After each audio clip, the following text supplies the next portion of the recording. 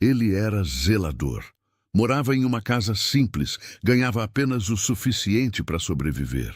Numa noite comum, 3 meninas perderam tudo, e um homem simples tomou a decisão que ninguém esperava. 20 anos depois, essas 3 meninas entraram por uma porta de tribunal e fizeram o juiz parar tudo, porque tinham vindo salvar o homem que um dia salvou elas.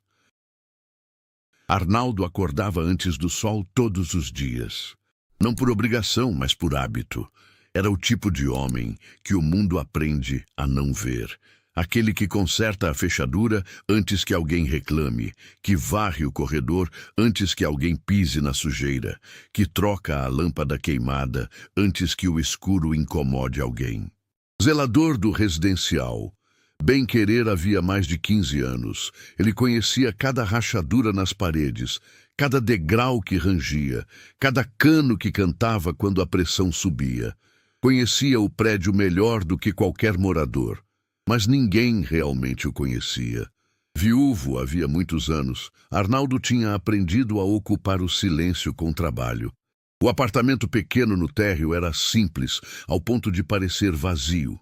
Uma cama, uma mesa, 2 cadeiras, uma televisão que ele raramente ligava. Nas paredes, nenhuma foto. Na geladeira, o necessário. Era um homem que havia reduzido a própria vida ao tamanho exato do espaço que ocupava, sem reclamar, sem pedir mais. A maioria dos moradores mal sabia o nome dele. Cumprimentavam com a cabeça, pediam conserto com bilhetinho e seguiam a vida. Arnaldo seguia a dele também. Foi numa noite comum que tudo mudou. Ele voltava de um serviço no 5º andar. Um cano que vazava havia dias, quando ouviu a porta do apartamento 214 se abrir com pressa. Uma vizinha saía correndo, sem nem fechar a porta direito, falando alto no celular, com voz de quem está desesperada. Arnaldo parou. Ouviu pedaços da conversa, entendeu que algo tinha acontecido com a moradora daquele apartamento, uma mulher chamada Marlene, mãe de 3 meninas. Ele entrou no corredor e viu a cena. As 3 meninas estavam juntas dentro do apartamento, a mais velha com as 2 menores perto dela, todas olhando para a movimentação com aquela expressão de quem ainda não entendeu o tamanho do que está acontecendo.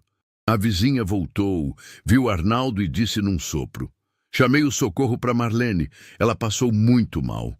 Estou indo com ela. Você pode ficar com as meninas enquanto a gente resolve?" Arnaldo não hesitou um segundo. "Pode ir. Eu fico." Entrou no apartamento, fechou a porta com cuidado e se virou para as 3. A mais velha o encarou com aquele olhar de criança que já aprendeu a avaliar adulto antes de confiar. Tinha uns 8 anos, postura ereta, queixo levantado. As outras 2 ficaram perto dela, esperando ver o que a irmã ia fazer. "Trabalho aqui no prédio há muitos anos. Sua mãe vai estar bem. Enquanto ela não volta, vocês ficam comigo, tá bom?" A mais velha ficou em silêncio por alguns segundos. Depois assentiu. Arnaldo aqueceu o jantar que encontrou na geladeira de Marlene, serviu as 3 na própria mesa delas, no apartamento delas, sem tirar nenhuma do ambiente que conheciam. Ficou sentado numa cadeira perto da porta enquanto elas comiam, respondendo perguntas simples, falando de coisas pequenas, deixando o silêncio existir quando era necessário. A menor perguntou se a mãe ia voltar logo. Ele respondeu que os médicos estavam cuidando dela com todo o cuidado do mundo.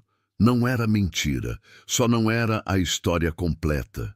A história completa chegou horas depois, pelo telefone, enquanto as 3 já dormiam. Arnaldo atendeu a chamada do hospital na varanda do apartamento de Marlene, com a porta entreaberta para ouvir se alguma delas acordasse. A voz do outro lado era profissional e gentil ao mesmo tempo. O tipo de gentileza que as pessoas usam quando a notícia é pesada demais para ser dita de forma direta. Marlene havia partido naquela noite, antes que os médicos conseguissem reverter a situação. Arnaldo ficou parado por um longo tempo depois de desligar o telefone, olhando para o céu sem estrelas daquela noite. pensando no que aquilo significava para as 3 meninas que dormiam do outro lado da porta, pensando no que o mundo faz com crianças que ficam sem ninguém, e pensando, pela primeira vez, numa coisa que ainda nem tinha forma definida dentro dele, mas que já estava tomando espaço. Nos dias seguintes, ele se manteve presente. Conseguiu autorização junto ao conselho tutelar para permanecer responsável pelas 3 enquanto a situação era resolvida. Tentou contato com os parentes de Marlene. Encontrou poucos nomes, números que não atendiam, endereços que não existiam mais. A família era distante no sentido mais completo da palavra. O silêncio daquelas ligações sem resposta dizia tudo o que precisava ser dito. A assistente social veio fazer a avaliação alguns dias depois. Era uma mulher de voz cansada, que já tinha visto casos demais para se surpreender com qualquer coisa. Explicou a situação com a frieza de quem recita procedimento. Sem responsável legal, as 3 meninas seriam encaminhadas para abrigos. Provavelmente em cidades diferentes, porque não havia vagas suficientes num lugar só. A separação era praticamente certa. Arnaldo ouviu tudo sem interromper. Quando ela terminou, ele fez uma pergunta direta. E se alguém pedir a responsabilidade pelas 3? A assistente social olhou para ele por cima dos óculos. O senhor está falando sério? Estou. Ela explicou o processo, as exigências, o tempo que levaria, as dificuldades práticas. Olhou para o apartamento pequeno, para a cozinha simples, para o homem de mãos calejadas que ganhava salário de zelador e morava num espaço que mal cabia a ele mesmo. E então disse com uma honestidade que não era maldade, mas doía do mesmo jeito. Vai ser muito difícil, seu Arnaldo. O senhor tem certeza? Ele não respondeu na hora, esperou ela ir embora. Foi até o quarto onde as 3 estavam. Bateu de leve na porta. A mais velha abriu, ainda com aquele olhar que media tudo antes de aceitar. Arnaldo se ajoelhou na altura dela e disse com voz firme e calma: Vocês vão ficar juntas. Eu garanto. A menina ficou em silêncio por um momento. Depois, sem dizer nada, abriu um pouco mais a porta.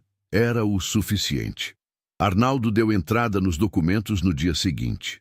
O processo foi lento, cheio de etapas, cheio de olhares de quem duvidava. Colegas de trabalho acharam que ele tinha enlouquecido. O síndico do prédio piscou os olhos quando soube. Alguns moradores comentaram nos corredores, em voz baixa, com aquele tom de quem critica sem ter coragem de criticar na frente. Um homem sozinho, zelador, querendo criar 3 meninas que não eram suas. Para muita gente, aquilo não fazia o menor sentido. Para Arnaldo, era a única coisa que fazia sentido. A guarda provisória foi concedida algumas semanas depois. Ele assinou o papel numa tarde comum, sentado numa cadeira desconfortável de uma repartição sem graça, com as 3 meninas ao seu lado. Laís, a mais velha, ficou de pé o tempo todo, séria, os braços cruzados, observando tudo como se ainda estivesse esperando algo dar errado. Renata segurou na barra da camisa dele durante a assinatura inteira. Clara, a menor, não entendia direito o que estava acontecendo, mas bateu palmas quando todo mundo saiu sorrindo. Naquela noite, Arnaldo arrumou o quarto do apartamento para as 3. Colocou as 2 menores na cama. Estendeu um cobertor no chão para Laís, que recusou a cama dizendo que estava bem assim. Apagou a luz e foi dormir na sala, no chão da sala, com a cadeira encostada na parede. Antes de fechar os olhos, ouviu a voz pequena de Clara vindo do quarto. Boa noite, seu Arnaldo. Ele demorou 1 segundo para conseguir responder. Boa noite, minha filha.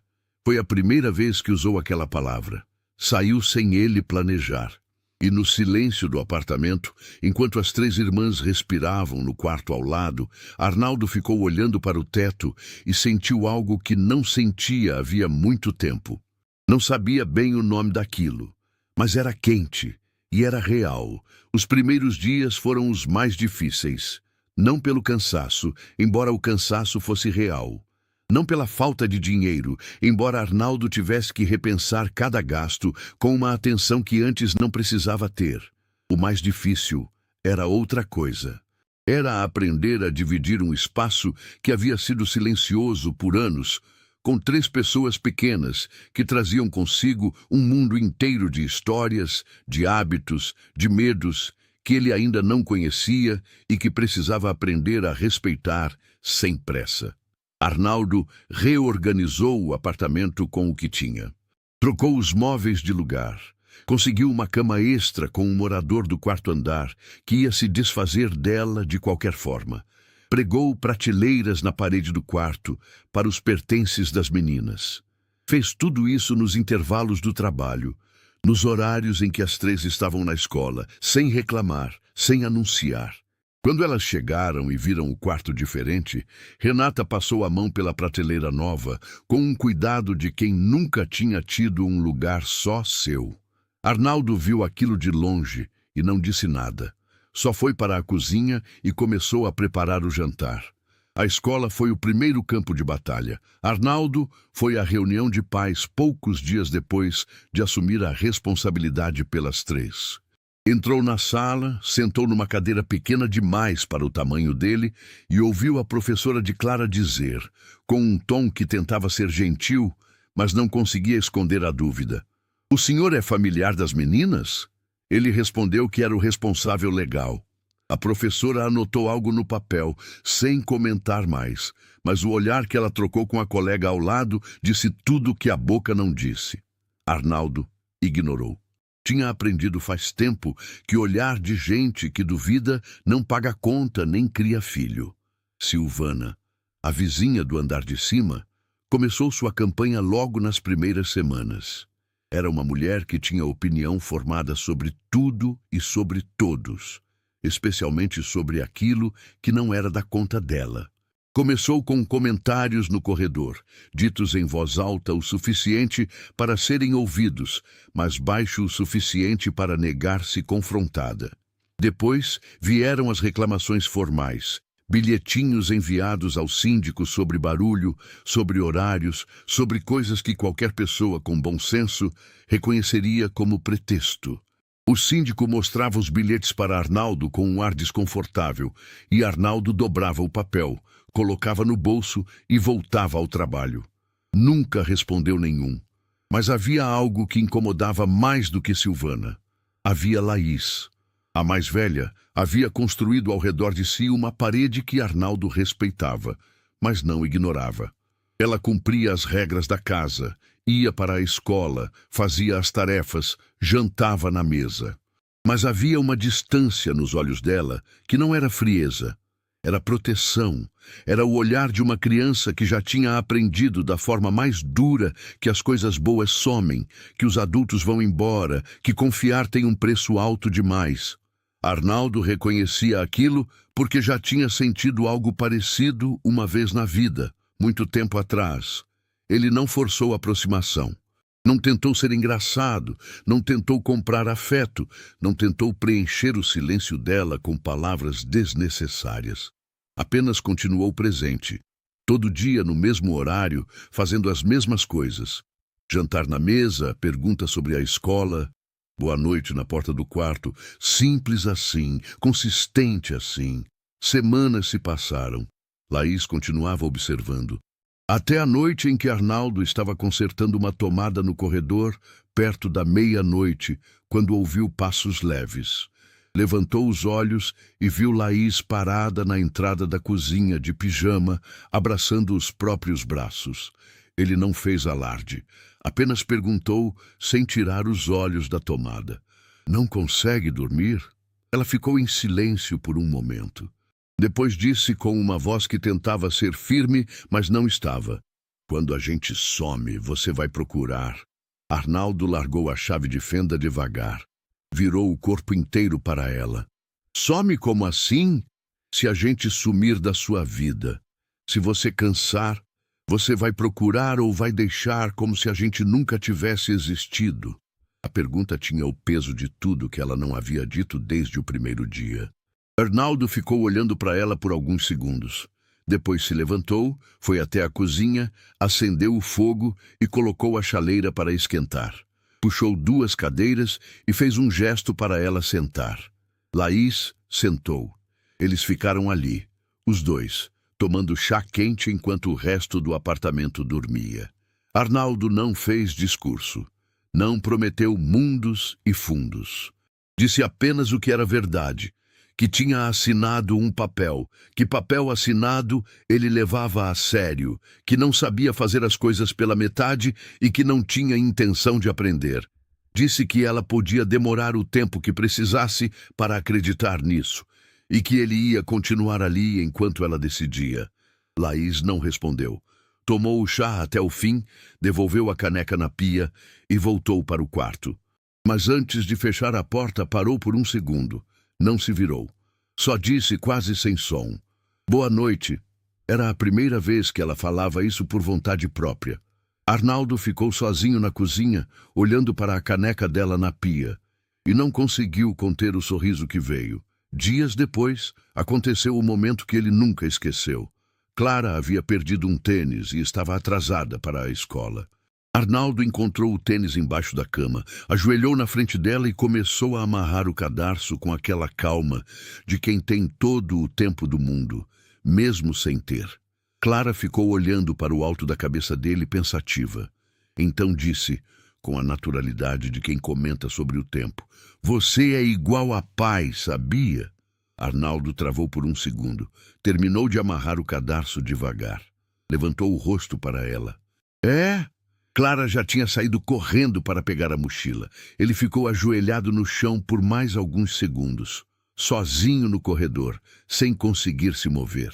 Depois se levantou, foi até o banheiro, fechou a porta e ficou lá dentro por alguns minutos. Quando saiu, os olhos estavam um pouco vermelhos. Renata, que passava pelo corredor, olhou para ele, mas não perguntou nada.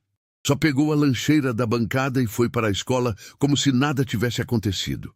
Arnaldo respirou fundo, pegou as chaves, foi trabalhar. Algumas semanas depois, a guarda definitiva foi confirmada. O processo havia sido mais rápido do que o esperado, em parte porque não havia nenhum familiar que contestasse, em parte porque a assistente social, na segunda visita, havia encontrado um apartamento diferente do primeiro, não maior, não mais rico, mas diferente, com desenhos pregados na geladeira, com nomes escritos nas prateleiras, com uma lista de tarefas escolares fixada na parede com fita adesiva. Com a presença inconfundível de uma casa que está sendo construída por pessoas que estão tentando de verdade. Ela assinou o parecer favorável sem hesitar. Arnaldo recebeu a notícia num intervalo do trabalho, num corredor do prédio pelo celular. Desligou a ligação, ficou parado por um momento, olhando para a parede. Depois voltou ao serviço. Naquela noite, sem dizer o motivo, fez o jantar favorito das 3 ao mesmo tempo. Macarrão com molho para Laís, arroz com frango para Renata e omelete para Clara, que não abria mão da omelete de jeito nenhum. As 3 estranharam o cardápio misturado, mas não reclamaram. No final do jantar, Clara perguntou se era aniversário de alguém. Arnaldo disse que não, que era só porque sim. Ela aceitou a resposta como se fosse a mais normal do mundo e pediu mais omelete. Naquela noite, depois que as 3 foram dormir, Silvana bateu no teto com o cabo de vassoura, reclamando de barulho. O apartamento estava em silêncio absoluto. Arnaldo ouviu a batida, olhou para o teto e, pela primeira vez, desde que ela havia começado com aquilo, sorriu. Porque havia algo que Silvana ainda não tinha entendido. Cada reclamação, cada bilhetinho, cada olhar torto no corredor estava sendo desperdiçado. Não porque Arnaldo não ligava, mas porque ele tinha coisa muito mais importante em que focar. 3 coisas, para ser exato. O tempo tem um jeito silencioso de mostrar quem uma pessoa realmente é. Não pelo que ela faz nos dias fáceis, mas pelo que ela mantém nos dias em que ninguém está olhando, em que ninguém vai aplaudir, em que a única testemunha é ela mesma e o teto do apartamento vazio da madrugada. Arnaldo era esse tipo de pessoa. O tipo que não precisava de plateia para fazer a coisa certa. E foi exatamente isso que os anos seguintes provaram, um dia de cada vez, sem cerimônia, sem discurso. A rotina dele mudou completamente, mas ele nunca tratou essa mudança como sacrifício. Acordava mais cedo para preparar o café antes que as 3 acordassem. Organizava as lancheiras enquanto o dia ainda estava escuro.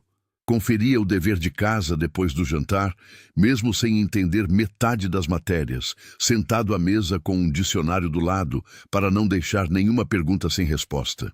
Ia a todas as reuniões escolares, todas as apresentações, todas as festividades de fim de ano. Sentava nas cadeiras pequenas demais para o tamanho dele, aplaudia mais alto que qualquer outro pai ou mãe da sala e voltava para casa com aquele cansaço bom de quem gastou o dia em algo que vale a pena. Renata foi a primeira a dar um sinal do que estava por vir. Ainda na escola primária, a professora pediu para Arnaldo um momento particular depois da reunião. Ele ficou preparado para ouvir algum problema. A professora olhou para ele com uma expressão que ele não soube identificar de imediato. Então disse: "Seu Arnaldo, sua filha do meio tem um dom fora do comum para as ciências. Ela entende coisas que crianças da idade dela normalmente não conseguem processar. O senhor precisa incentivar isso com tudo que tiver." Arnaldo voltou para casa naquela tarde, com o peito cheio de algo que não cabia dentro dele. Não disse nada para Renata. Só passou pela porta do quarto dela. Viu a menina debruçada sobre um livro grosso que ela havia pegado emprestado da biblioteca e fechou a porta com cuidado para não atrapalhar. Naquela noite, depois que as 3 dormiram, ele abriu o caderno onde anotava as contas do mês. Ficou olhando para os números por um longo tempo. Depois pegou a caneta e começou a reorganizar tudo. Cortou o que podia ser cortado. Realocou o que podia ser realocado. No final, havia uma linha nova no caderno, escrita com a letra firme de quem toma decisão sem volta. Curso de reforço. Renata. Era pouco, mas era o começo. Os anos foram passando com aquela velocidade traiçoeira que só se percebe quando já passou. Arnaldo não tinha como saber, naquelas manhãs de lancheira e dever de casa, que estava construindo algo que um dia seria maior do que ele conseguia imaginar. Estava apenas fazendo o que achava que precisava ser feito. Um dia de cada vez, uma conta de cada vez, uma reunião escolar de cada vez. Laís foi a primeira a passar no vestibular. Direito, numa universidade pública, com uma das maiores notas da cidade naquele ano. Arnaldo recebeu a notícia pelo celular, no corredor do 3º andar, enquanto trocava uma lâmpada queimada. Desceu a escada, foi até o apartamento, fechou a porta, sentou na cadeira da cozinha e ficou em silêncio por alguns minutos. Depois, pegou o comprovante de aprovação que Laís havia impresso e dobrou com cuidado. Colocou dentro da carteira, no compartimento onde guardava os documentos mais importantes. Aquele papel ficou ali por anos. Até hoje, se alguém perguntasse, ele saberia dizer exatamente em que posição estava. A festa foi simples. Bolo comprado na padaria da esquina, refrigerante, e os 4 sentados à mesa do apartamento pequeno que já tinha visto muita coisa. Laís estava séria como sempre, mas havia algo diferente nos olhos dela naquela noite. Uma leveza que Arnaldo reconheceu porque havia esperado por ela durante anos. Quando todos foram dormir, ela passou pela sala, onde ele ainda estava sentado, e parou por um segundo. Colocou a mão no ombro dele uma vez, rapidamente, sem dizer nada, e foi para o quarto. Arnaldo ficou olhando para o ponto onde a mão dela havia pousado. Valeu cada madrugada. Renata veio logo depois. Medicina, numa universidade federal, aprovada na primeira tentativa, com nota que deixou a coordenadora da escola sem palavras na hora de anunciar. Arnaldo foi chamado pela diretora para receber a notícia pessoalmente. como se fosse algo que precisava ser dito com cuidado. Ele ouviu, agradeceu com aquela educação contida que era característica dele e saiu andando pelo corredor da escola com um passo mais leve do que havia entrado. Do lado de fora, encostou na parede, olhou para o céu da tarde e disse baixinho, para ninguém em particular: "Tá vendo, Marlene? Tá vendo o que essa menina fez?" Foi a primeira vez em anos que ele falou o nome dela, em voz alta. Os moradores do prédio que haviam duvidado começaram a mudar o tom. Comentários no corredor que antes tinham sotaque de ironia, agora tinham sotaque de surpresa. Arnaldo ouvia tudo e não respondia nada. Não porque não tivesse o que dizer, mas porque havia aprendido que resultado fala mais alto do que argumento, e os resultados estavam falando por si mesmos. Silvana observava tudo isso com um silêncio que era mais barulhento do que qualquer reclamação. Cada conquista das meninas parecia apertar algo dentro dela que ela não conseguia nomear, mas também não conseguia ignorar. Havia anos, ela tentava encontrar uma falha em Arnaldo, um erro, uma brecha, e não encontrava nada. E isso, por alguma razão que dizia mais sobre ela do que sobre ele, a incomodava profundamente.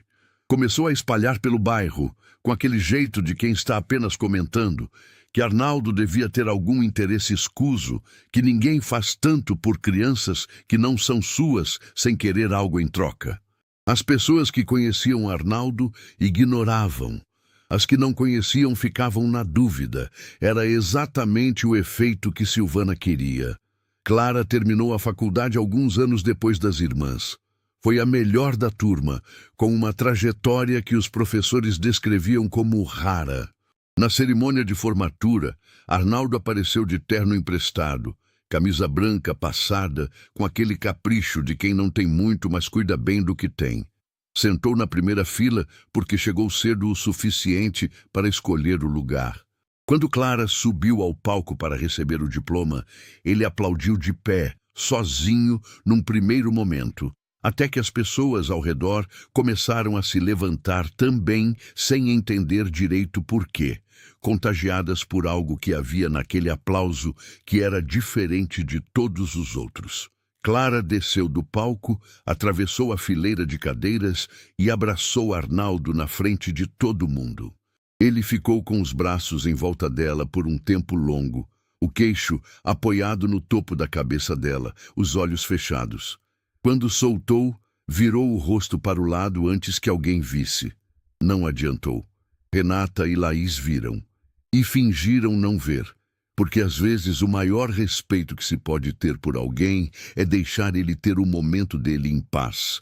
Foi nessa época que Laís fez a proposta. Havia se formado, estava trabalhando e chegou num domingo com um envelope na mão.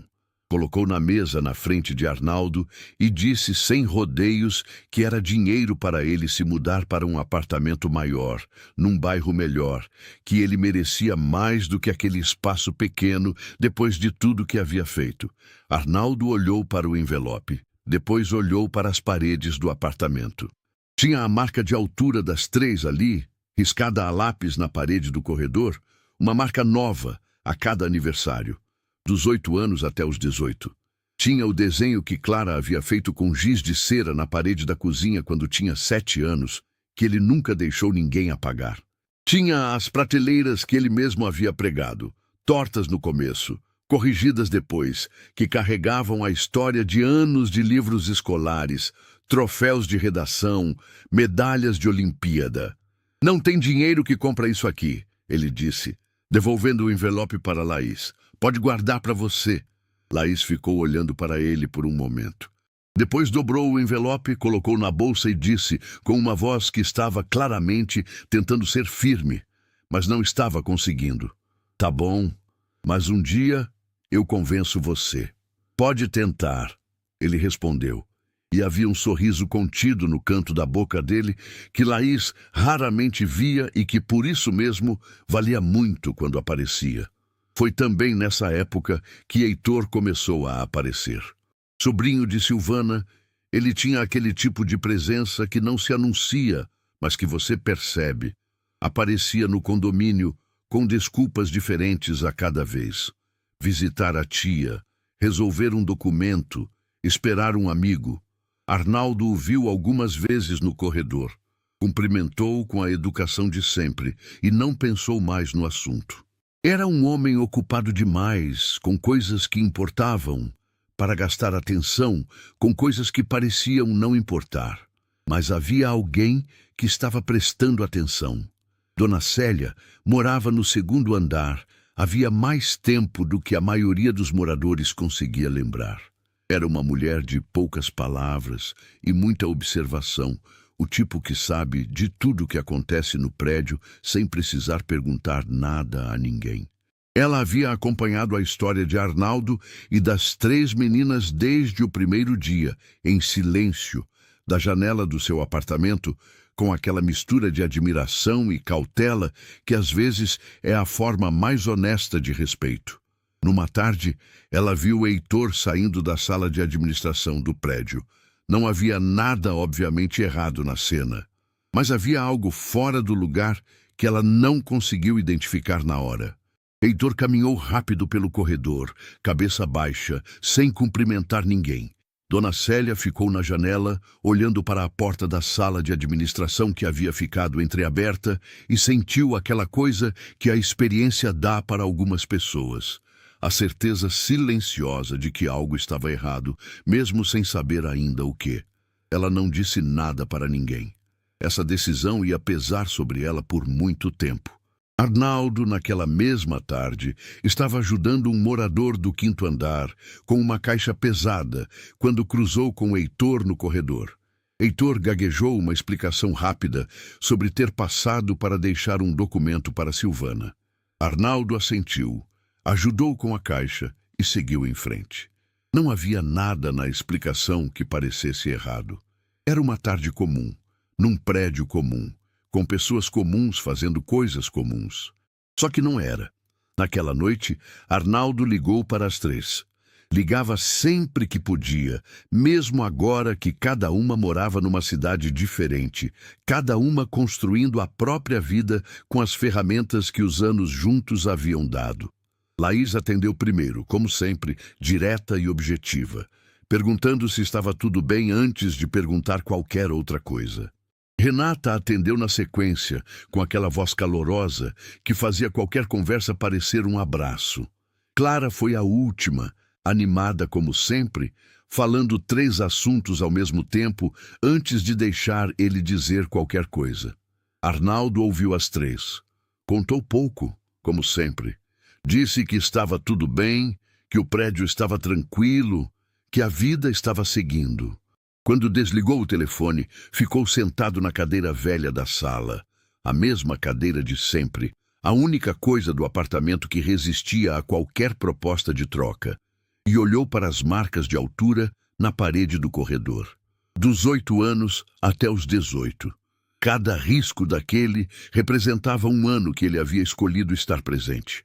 Um ano que poderia ter sido diferente se ele tivesse tomado uma decisão diferente naquela noite em que tudo começou. Arnaldo ficou olhando para aquelas marcas por um longo tempo, em silêncio, com aquela paz de quem não deve nada a ninguém e sabe disso. Ele não sabia que em poucos dias tudo aquilo estaria em risco. Não sabia que alguém havia passado semanas planejando destruir em dias o que ele havia construído em 20 anos. E não sabia que a tempestade que estava chegando seria a mais dura da vida dele.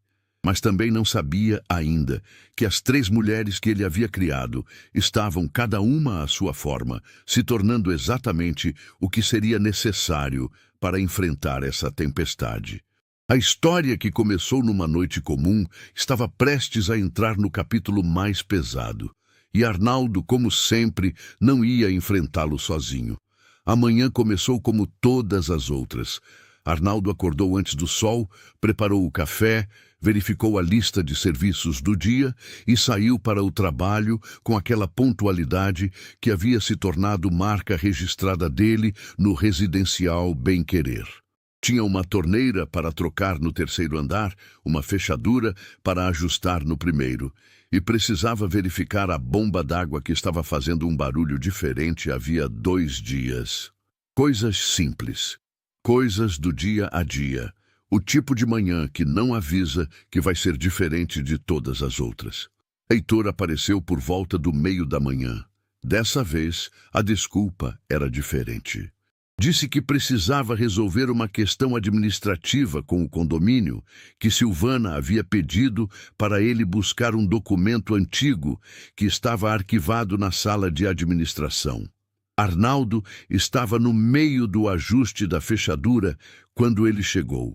Heitor cumprimentou com aquela informalidade de quem já apareceu vezes suficientes para não parecer estranho, e perguntou se podia acessar a sala por alguns minutos. Arnaldo largou a chave de fenda, pegou o molho de chaves do bolso e abriu a sala de administração sem pensar 2 vezes. Era o que ele sempre fazia. A sala era usada por síndico, pelos funcionários do prédio e, eventualmente, por moradores com demandas específicas. Não havia nada ali que exigisse desconfiança de qualquer pessoa que tivesse motivo legítimo para entrar. Pode ficar o tempo que precisar, Arnaldo disse. Quando terminar, puxa a porta que trava sozinha, e voltou para a fechadura. Heitor ficou na sala por pouco mais de 20 minutos. Saiu com uma pasta debaixo do braço, acenou para Arnaldo de longe e foi embora. Arnaldo mal levantou os olhos do serviço. Tinha a bomba d'água para verificar ainda. O dia seguiu normal. A noite também. A notícia veio 3 dias depois. O síndico bateu na porta do apartamento de Arnaldo num horário que não era o de nenhuma conversa casual. Trazia uma expressão que Arnaldo reconheceu antes mesmo de ouvir qualquer palavra. Aquela expressão de quem está prestes a dizer algo que preferia não dizer. Entrou, sentou na cadeira que Arnaldo indicou e foi direto ao ponto. Uma quantia significativa do fundo de reserva do condomínio havia desaparecido.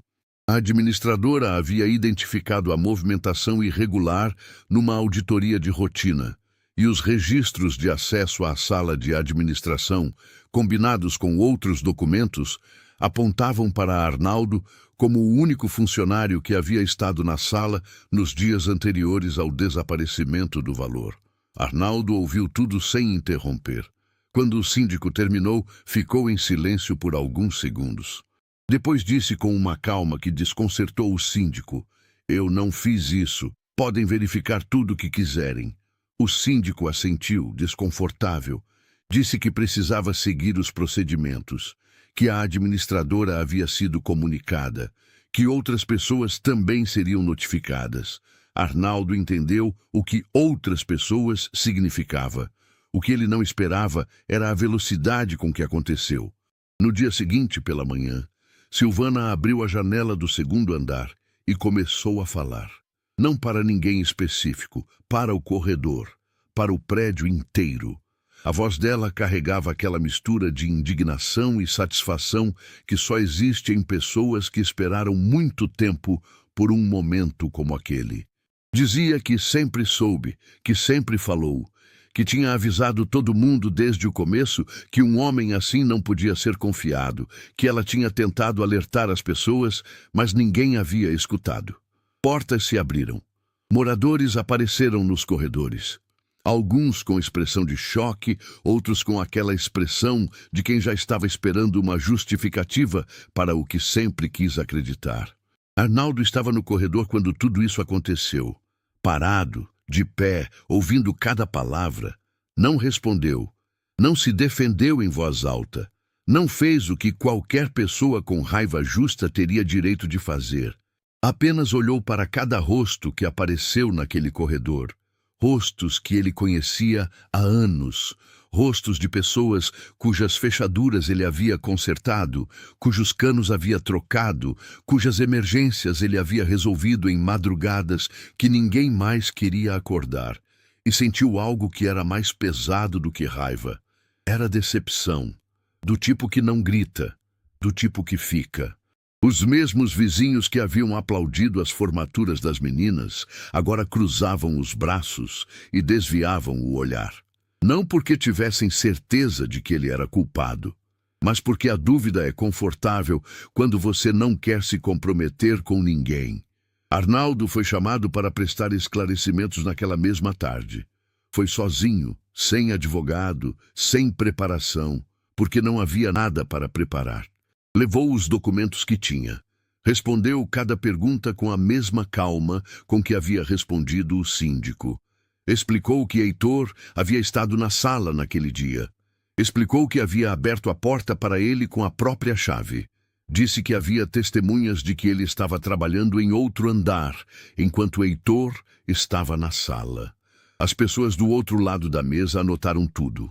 Mas havia algo na expressão delas que Arnaldo leu com clareza.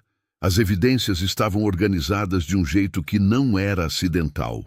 Alguém havia planejado aquilo com cuidado, com tempo, com conhecimento da rotina dele.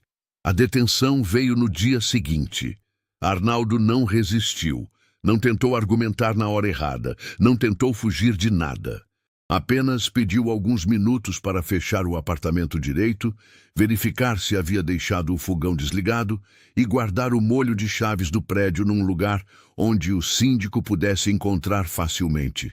Fez tudo isso com uma serenidade que desconcertou até as pessoas que vieram buscá-lo. Antes de sair, parou por um segundo no corredor do apartamento.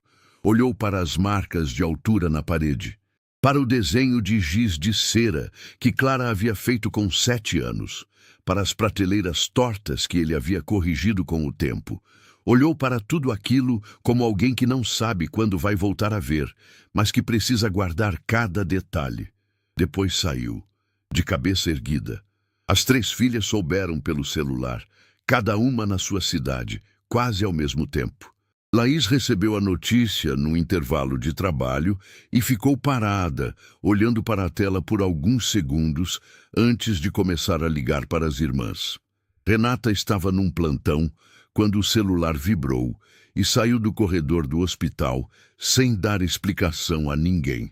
Clara estava numa reunião e levantou da cadeira no meio de uma frase, saiu da sala e não voltou. As 3 se encontraram no caminho.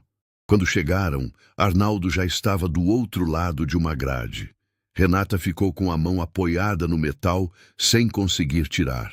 Clara pressionou os lábios com força, os olhos brilhando com uma determinação que não deixava espaço para o choro. Laís ficou de pé, imóvel, com aquele olhar da menina de 8 anos que havia aprendido cedo que o mundo pode tirar tudo de você sem pedir licença. Mas que desta vez estava diferente. Porque desta vez ela não era mais a menina, era a advogada. E havia algo nos olhos dela que não era desespero, era resolução. Arnaldo olhou para as 3 do outro lado da grade. Viu o que cada uma carregava no rosto. Viu o peso, a raiva contida, a dor que nenhuma delas estava deixando sair porque nenhuma queria demonstrar fraqueza na frente dele. E fez a única coisa que ele sempre soube fazer quando o mundo apertava demais. Sorriu. Um sorriso pequeno, firme, do tipo que não precisa de explicação. Não desmoronem agora, ele disse baixinho, olhando para as 3 ao mesmo tempo. Eu precisei de vocês 20 anos inteiros para chegar até aqui. Não é agora que a gente para. Laís ficou olhando para ele por um longo momento. Então abriu a pasta que carregava, tirou um bloco de notas e começou a escrever. O trabalho havia começado. Laís não dormiu naquela noite, nem na seguinte. Ficou sentada na mesa do apartamento pequeno que havia alugado na cidade onde trabalhava, com papéis espalhados de um lado ao outro, caneta na mão, bloco de notas já na 3ª página. Não era a advogada trabalhando, era a filha. E havia uma diferença enorme entre as duas, uma diferença que ela havia aprendido na faculdade a separar com cuidado, mas que naquela noite se recusava a ser separada por coisa nenhuma. Colegas de trabalho tentaram demovê-la. Um deles, mais experiente, chegou a sentar na frente dela e dizer com toda a franqueza que a amizade permite: Laís, você não consegue defender seu próprio pai. Não porque não seja capaz, mas porque o envolvimento emocional vai te destruir dentro do processo e fora dele. Ela ouviu até o fim, agradeceu e voltou para os papéis. Não havia ninguém neste mundo que fosse defender Arnaldo como ela. Clara ligou na mesma noite, sem combinar, como se as duas tivessem pensado a mesma coisa ao mesmo tempo. Estava com a voz controlada. Aquela voz de quem está segurando muita coisa atrás dos dentes.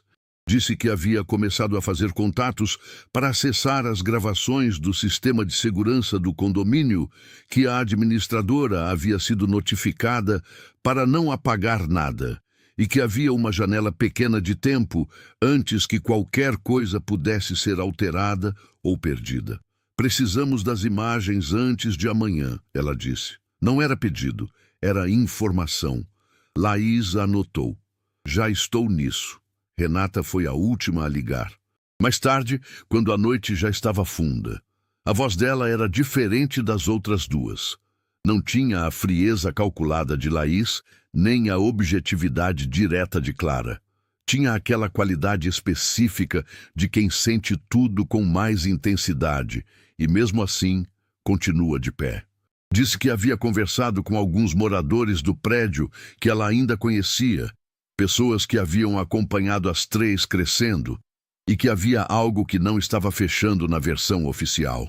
As pessoas que eu conversei disseram que Arnaldo não entrou na sala de administração naquele dia. Disseram que viram outra pessoa saindo de lá. Fez uma pausa. Ninguém quer falar com medo. De Heitor? Laís perguntou. De Silvana, Renata respondeu. As três ficaram em silêncio por alguns segundos no telefone. Depois combinaram de se encontrar no dia seguinte, no apartamento de Arnaldo, que estava fechado e intocado desde que ele havia saído com o molho de chaves na mão. Laís tinha uma cópia. Sempre teve. A cena de Renata chegando ao prédio sozinha, antes das irmãs, foi a que ninguém viu, mas que definiu tudo. Ela não foi direto ao apartamento de Arnaldo. Foi até o segundo andar, bateu na porta de Dona Célia e esperou. A porta não abriu na primeira batida, nem na segunda. Na terceira, abriu uma fresta com a corrente ainda presa e os olhos cansados de Dona Célia apareceram pelo vão. Dona Célia, Renata disse baixinho, sou eu, Renata, a do meio. A corrente demorou alguns segundos para ser solta. Dona Célia a deixou entrar, mas não a deixou falar primeiro. Ficou andando pelo apartamento pequeno, arrumando coisas que não precisavam ser arrumadas, desviando do assunto com o corpo inteiro. Renata ficou sentada, em silêncio, sem pressionar. Havia aprendido no hospital que às vezes a melhor coisa que se pode fazer por alguém que está com medo é simplesmente estar presente sem exigir nada. Passaram 1 hora assim. Foi Dona Célia quem quebrou o silêncio. Parou no meio da sala, de costas para Renata, e disse com uma voz que carregava o peso de algo guardado por tempo demais. Eu vi ele sair daquela sala, vi com esses olhos. Virou devagar. Mas Silvana mora aqui há 30 anos, e eu moro sozinha. Renata não respondeu de imediato. Ficou olhando para a senhora à sua frente, para as mãos dela que tremiam levemente, para os olhos que pediam perdão por um silêncio que ela mesma não havia conseguido romper. Então disse, com uma calma que veio de um lugar fundo, a senhora não precisa fazer nada ainda. Só me conta o que viu. O resto fica comigo. Dona Célia sentou e contou. Renata saiu daquele apartamento com anotações que valiam mais do que qualquer documento. Desceu as escadas devagar. Encostou na parede do corredor por alguns segundos. Fechou os olhos. Sentiu o peso daquilo tudo de uma vez. O pai naquela situação injusta. A senhora de cabelos brancos que havia carregado aquela culpa sozinha por dias. Quando abriu os olhos, havia algo diferente no olhar dela. Era a mesma mistura de dor e determinação que Laís tinha, mas com uma textura própria, como se viesse de um lugar diferente dentro do peito. Mandou mensagem para as irmãs. Temos uma testemunha. As três se reuniram no apartamento de Arnaldo naquela tarde. Foi estranho entrar sem ele. O apartamento tinha aquele silêncio específico de lugar que espera por alguém. As marcas de altura na parede.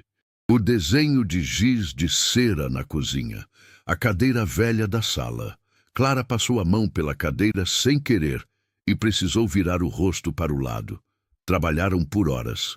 Clara havia conseguido acesso ao relatório técnico do sistema de câmeras e encontrado algo que ninguém havia mencionado. Um trecho de gravação do corredor próximo à sala de administração havia sido deletado. Não corrompido. Deletado. Com acesso interno ao sistema, no mesmo dia em que Heitor havia estado no prédio. A exclusão havia sido feita de um dispositivo que não era de nenhum funcionário autorizado. Ele apagou a gravação que mostrava ele entrando, Clara disse, colocando o relatório na mesa. Mas esqueceu que o sistema registra quando uma exclusão é feita. E por quem? Laís olhou para o documento. Depois olhou para Clara. Isso derruba a versão dele. Derruba tudo, Clara confirmou. Foi nessa noite que o momento de quase derrota chegou. Um documento técnico preliminar havia sido emitido pela administradora do condomínio, consolidando as evidências disponíveis até aquele ponto. O documento era desfavorável a Arnaldo de uma forma que ia além do que as três esperavam. Havia detalhes ali que Laís não conseguia explicar ainda. Lacunas que a defesa precisaria fechar com precisão, e o tempo estava correndo contra elas. Laís ligou para as irmãs às 3 da manhã. A voz dela saiu diferente, sem a armadura habitual. Tem uma parte desse documento que eu ainda não sei como responder, ela disse. Se eu não encontrar a resposta antes da audiência, a gente pode não conseguir. Era a primeira vez em toda a vida que Renata e Clara ouviam Laís dizer que podia não conseguir alguma coisa. O silêncio no telefone durou alguns segundos. Foi Clara quem falou primeiro, com aquela voz direta que nunca perdia o fio mesmo quando tudo estava caindo. Então a gente não dorme até encontrar. Pausa. As três juntas. Renata não disse nada. Só mandou uma mensagem no grupo das três, alguns minutos depois, com uma foto. Era a foto das marcas de altura na parede do corredor do apartamento de Arnaldo. Todas as marcas, do primeiro risco aos 8 anos, até o último, aos 18. Sem texto, sem legenda. Não precisava de nenhuma. As três passaram o resto da noite trabalhando. E foi numa dessas horas fundas, quando o cansaço já estava pesando nos ombros de todas, que Laís encontrou o que procurava. Uma inconsistência no depoimento de Heitor. Pequena, quase invisível, do tipo que passa despercebido por quem lê rápido. Uma data que não fechava. Um horário que contradiz outro horário. Uma mentira pequena que, quando puxada pelo fio certo, desfazia toda a teia que havia sido construída ao redor de Arnaldo. Laís ficou olhando para aquele detalhe por um longo tempo. Depois, fechou o documento, foi até a janela, olhou para a rua vazia da madrugada e disse baixinho para ela mesma, com uma voz que tinha a mistura exata de alívio e determinação. Encontrei. Faltavam 2 dias para a audiência. E pela primeira vez, desde que tudo havia começado, as 3 filhas de Arnaldo foram dormir com a certeza de que tinham o que precisavam. Não era garantia. Nunca é. Mas era suficiente para entrar naquele tribunal de cabeça erguida. Igualzinho ao pai havia feito quando saiu do apartamento. Arnaldo acordou naquela manhã como havia acordado em todas as outras desde que estava detido. Cedo antes de todo mundo, com aquele silêncio pesado de lugar que não é lar. Ficou deitado por alguns minutos, olhando para o teto, como fazia em casa, só que o teto era diferente, e o silêncio era diferente, e o cheiro era diferente. Tudo era diferente. Mas ele continuava igual. Esse era o único pensamento que o mantinha inteiro. Tinha passado os dias anteriores fazendo o que sempre fez quando o mundo ficava pesado demais para carregar em pé. Ficou quieto, ficou presente e esperou. Não porque fosse passivo, mas porque havia aprendido, em décadas de uma vida simples e honesta, que certas coisas não se resolvem com barulho, se resolvem com verdade. E a verdade, cedo ou tarde, aparece. Ele só precisava esperar mais um pouco. A sala onde a audiência seria realizada tinha aquele aspecto de lugar que viu muita coisa e não se surpreende mais com nada. Paredes claras, cadeiras enfileiradas, uma mesa longa na frente e o lugar do juiz mais alto que todos os outros, como se a arquitetura do espaço precisasse lembrar a todo momento quem tinha a palavra final. Arnaldo entrou acompanhado, de cabeça levemente baixa, não de vergonha, mas do cansaço de quem carrega um peso injusto por dias demais. O objeto que prendiam seus pulsos era uma coisa mais absurda que já havia acontecido naquelas mãos. Mãos que haviam consertado, construído, preparado comida, amarrado cadarço, passado pano em testa com febre. Agora estavam presas por um pedaço de metal. Doutor. Fábio já estava acomodado do lado oposto, com aquela postura de quem chegou cedo porque confia no que tem. Pastas organizadas, documentos separados por marcadores coloridos, expressão de quem já decidiu como o dia vai terminar. Olhou para Arnaldo uma vez, brevemente, com aquela frieza profissional de quem não vê pessoa, vê caso. Voltou para os papéis. Doutor. Marcílio entrou sem cerimônia e ocupou o lugar dele com a autoridade natural de quem passou décadas naquela função. Homem de cabelos completamente brancos, óculos finos, expressão que não entregava nada antes da hora. Abriu a pasta na frente dele, ajustou os óculos e começou a verificar os documentos com aquela atenção vagarosa que faz todo mundo na sala prender a respiração sem perceber. Doutor. Fábio pediu a palavra e começou a apresentar as evidências com a fluência de quem ensaiou cada frase. Falou com clareza, com lógica, construindo a narrativa peça por peça de um jeito que parecia não deixar espaço para dúvida. Os registros de acesso, os documentos, a movimentação financeira, tudo apontando para Arnaldo com uma organização que, para quem não sabia o que havia por trás, parecia irrefutável. Arnaldo ouviu tudo sem reagir. Olhou para a mesa na frente dele, pensou nas marcas de altura na parede, pensou na caneca de chá que Laís havia deixado na pia naquela madrugada, anos atrás. Pensou no tênis que havia amarrado e na voz pequena que disse que ele era igual a pai.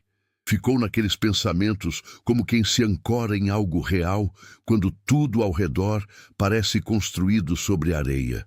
Foi quando as portas se abriram. Não foi um barulho grande. Foi o tipo de abertura de porta que acontece com propósito, sem pressa, sem drama. Mas havia algo no jeito que mudou o ar da sala inteira antes mesmo de qualquer pessoa entrar. Laís foi a primeira, pasta preta na mão, passos firmes, olhar fixo no ponto exato onde precisava chegar. Renata veio logo atrás, com uma serenidade que contrastava com tudo que ela havia sentido nos dias anteriores, como se tivesse deixado cada lágrima para trás antes de cruzar aquela porta. Clara fechou o grupo, um passo atrás das irmãs, com aquela presença que as pessoas que a conheciam no trabalho reconheceriam imediatamente. A sala percebeu antes de entender. O murmúrio começou baixo e foi crescendo em segundos. Doutor. Marcílio levantou os olhos dos documentos. Ficou olhando para as 3 mulheres que avançavam pelo corredor central com uma expressão que ele raramente mostrava. Surpresa. Genuína. Inclinou o corpo levemente para frente, ajustou os óculos e ficou em silêncio por alguns segundos que pareceram muito mais longos do que eram. Arnaldo levantou o rosto quando ouviu o murmúrio. Viu as 3. Ficou completamente imóvel. Doutor. Marcílio pediu silêncio com um gesto e se dirigiu a Laís com aquela objetividade de quem precisa confirmar o que está vendo antes de seguir em frente.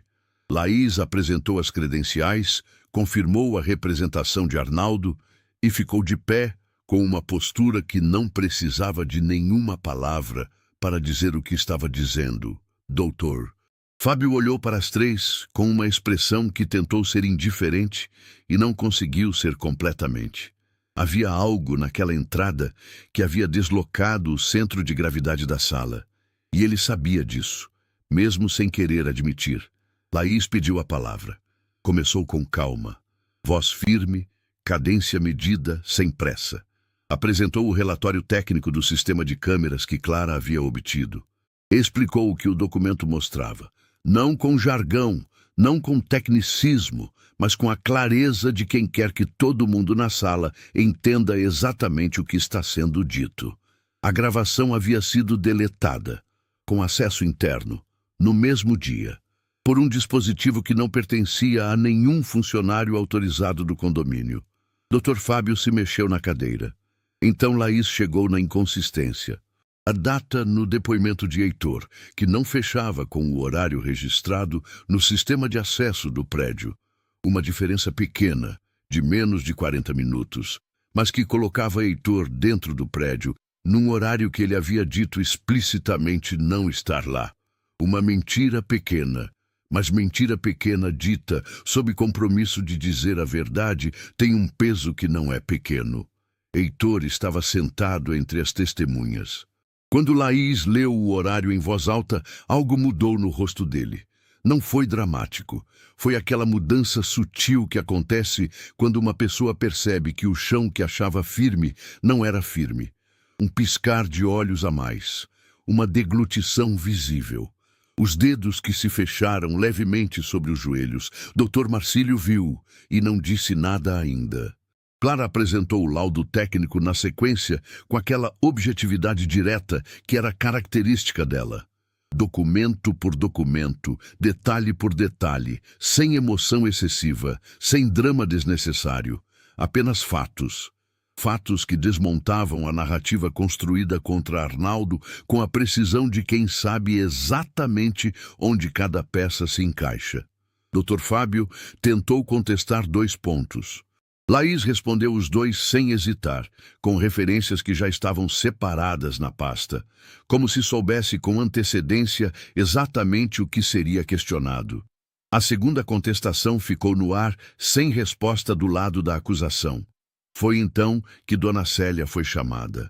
Ela entrou devagar, com aquele passo de quem carrega anos e peso em medida igual. Sentou na cadeira indicada, colocou as mãos no colo, e olhou para doutor Marcílio, com uma expressão simples e direta. Não havia preparação excessiva naquilo. Havia apenas uma senhora que havia ficado em silêncio por tempo demais e que havia decidido, numa tarde em que Renata sentou com ela, sem exigir nada, que não ia ficar mais. Contou o que viu, com as palavras dela, no ritmo dela, sem nenhum floreio. Viu Heitor saindo da sala de administração naquela tarde. Viu o jeito que ele andou depois, rápido, cabeça baixa, sem cumprimentar ninguém. Disse a hora com precisão, porque havia olhado para o relógio da parede logo depois, por um hábito antigo de quem mora sozinha e marca o tempo para não se perder nele. A hora que ela disse correspondia exatamente ao horário registrado no sistema. O silêncio que caiu na sala depois disso foi diferente de todos os outros silêncios daquela manhã. Heitor olhou para Silvana. Silvana olhou para outro ponto qualquer da sala, como se, de repente, o teto tivesse se tornado a coisa mais interessante do mundo. Heitor abriu a boca, fechou, abriu de novo. Dr. Marcílio o observava por cima dos óculos com aquela expressão inalterável que décadas de experiência constroem. Quando Heitor finalmente falou, a voz saiu partida. Disse que havia sido orientado, que não havia agido sozinho, que Silvana havia planejado cada detalhe, havia identificado a janela de tempo, havia instruído cada passo, que o rancor havia começado anos antes, quando as meninas ainda eram pequenas, e que havia crescido em silêncio por tanto tempo que havia se tornado uma obsessão. A sala explodiu em murmúrio. Doutor Marcílio bateu o martelo uma vez. O som cortou tudo. O silêncio que veio depois era diferente do anterior. Era o silêncio de quando uma verdade grande ocupa o espaço que uma mentira havia ocupado por muito tempo. Arnaldo ficou com os olhos fixos na mesa.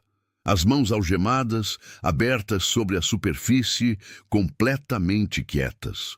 Laís olhou para ele. Ele não olhou de volta ainda, mas havia algo diferente na postura dele. Um relaxamento quase imperceptível nos ombros, como se um peso que havia chegado sem avisar estivesse finalmente começando a ir embora. Dr. Marcílio se retirou para deliberar sem dizer quanto tempo levaria. Não era o tipo de homem que fazia promessas sobre prazo.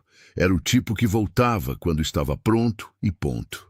A sala ficou num silêncio que tinha textura própria. Denso, carregado, do tipo que faz as pessoas olharem para as mãos sem querer olhar para ninguém. Arnaldo ficou imóvel no lugar dele, as mãos ainda sobre a mesa, abertas. Ele não olhou para Silvana, que estava sentada a alguns lugares à frente, com aquela rigidez de quem ainda não aceitou que o chão sumiu. Não olhou para Heitor, que havia encolhido no banco das testemunhas, como se tentasse ocupar menos espaço do que o corpo dele permitia. Olhou para as 3 filhas. Laís estava de pé, pasta fechada agora, os braços levemente cruzados, o olhar fixo em algum ponto neutro da sala. Renata estava sentada, as mãos entrelaçadas no colo, respirando com aquela consciência de quem aprendeu a usar a respiração como âncora. Clara estava ao lado de Renata, a postura ereta, o queixo levantado, exatamente como Laís havia ficado no corredor do prédio mais de 20 anos antes, quando uma assistente social veio falar sobre abrigos e cidades diferentes. Arnaldo olhou para Clara e pensou nisso. Pensou em quanto de cada uma delas havia entrado nele sem ele perceber, e quanto dele havia entrado em cada uma delas da mesma forma. Era uma troca silenciosa que havia durado 20 anos e que nenhuma palavra conseguiria descrever com precisão. A espera durou o suficiente para ser longa e não durou o suficiente para ser insuportável. Dr. Marcílio voltou. Ocupou o lugar dele.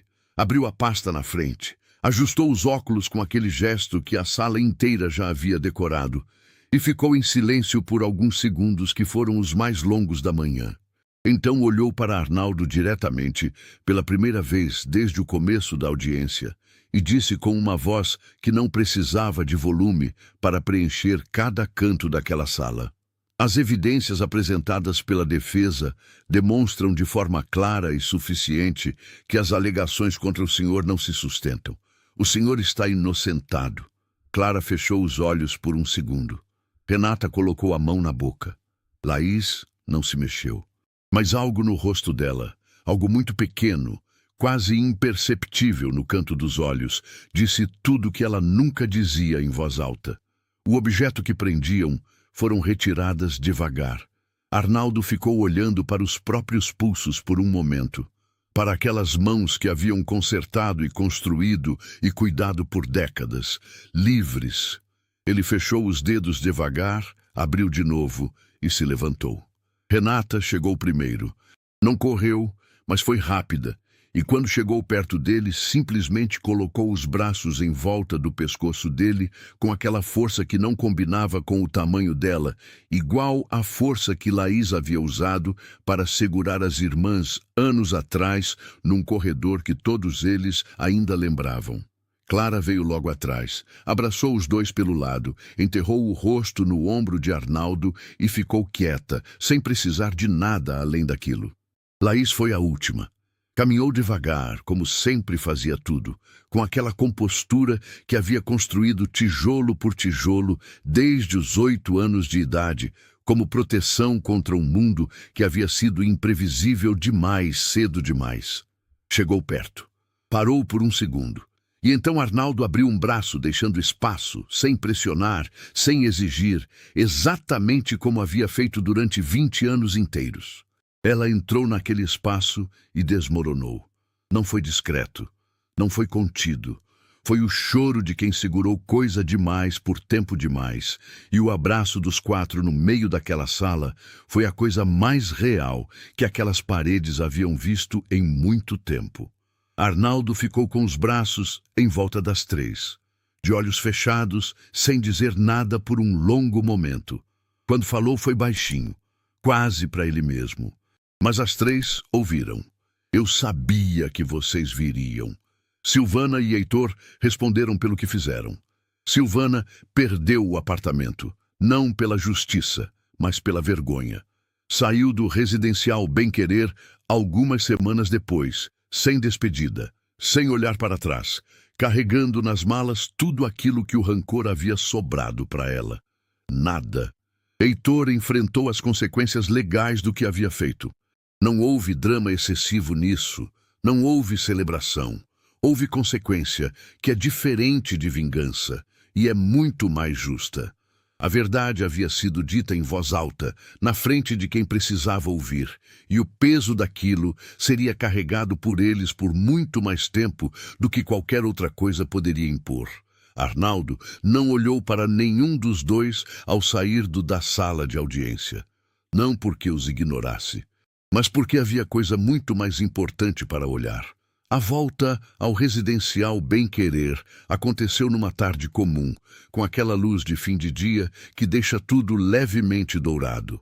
Alguns moradores estavam no corredor quando Arnaldo entrou. Os mesmos rostos que havia visto cruzar os braços naquela manhã em que Silvana abriu a janela e gritou para o prédio inteiro ouvir.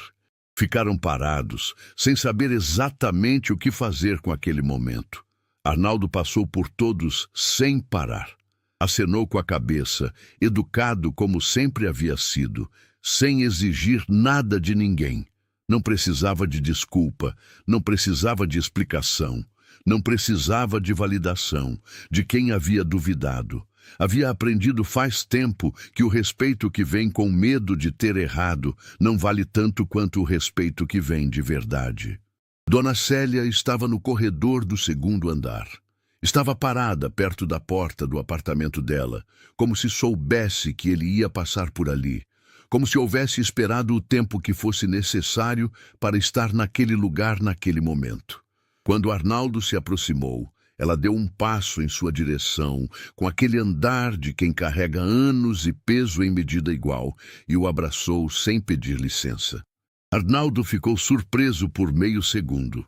Depois colocou a mão nas costas dela com cuidado. Me perdoa, ela disse, com a voz embargada. Devia ter falado antes. Fiquei com medo e me calei quando não devia. Arnaldo ficou em silêncio por um momento. Depois disse, com aquela voz grave e calma que as três filhas haviam aprendido a reconhecer como a voz da verdade.